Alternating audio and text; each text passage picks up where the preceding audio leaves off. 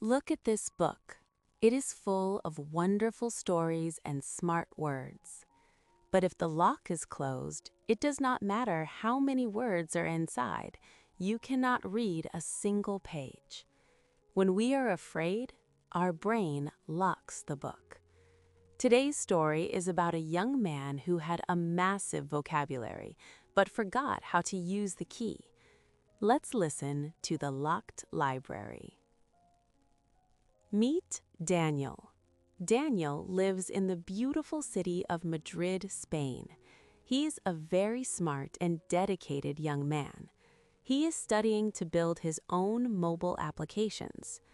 Daniel studies English every single night. He has a massive notebook. He knows 500 English words perfectly. He knows all the irregular verbs. When he sits on his sofa in Madrid, his English is excellent. He has a beautiful library in his mind. One evening, Daniel goes to a special technology event in the center of Madrid. There are investors and software developers from all over the world. Daniel is very excited. He wants to talk about a new mobile app he is building. He practices his English presentation in the mirror before he leaves.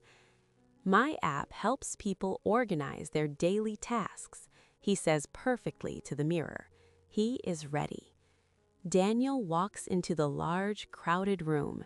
Suddenly, a tall woman with an English accent walks up to him. She is wearing a nice suit. She smiles at him. "Hi there," the woman says.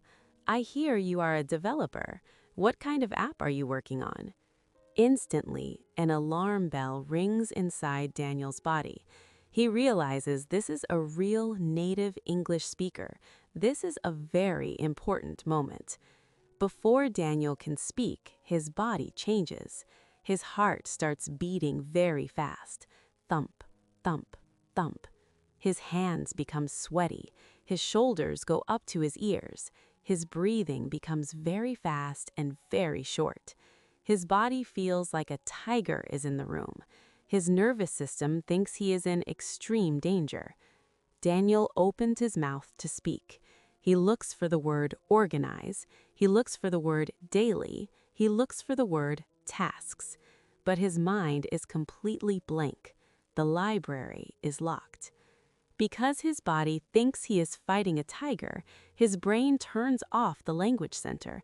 You do not need to speak perfect English to run away from a tiger. I make phone?" Daniel stammers. He sounds like he has never studied English in his life. The woman smiles politely, but she looks a little confused. "Oh, that's nice," she says, and walks away to get a drink. Daniel feels a terrible wave of shame. His face turns completely red. He runs to the bathroom and locks the door. He looks in the mirror. "I am so stupid," Daniel whispers to himself.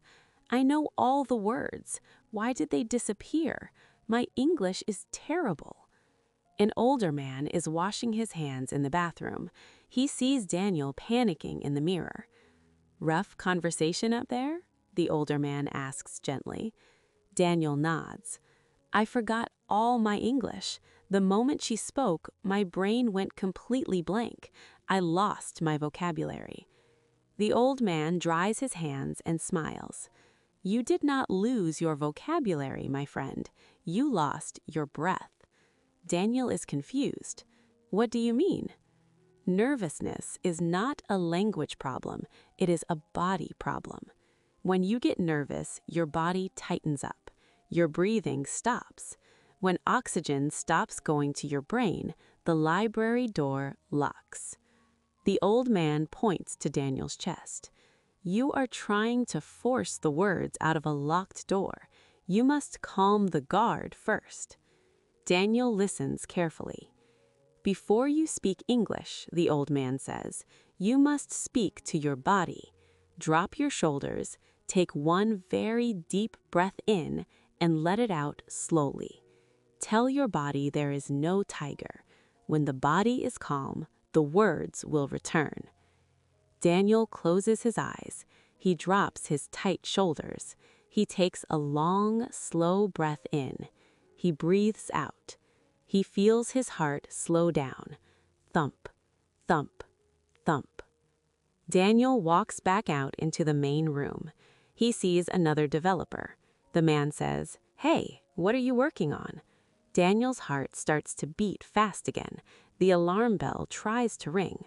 But this time, Daniel does not panic.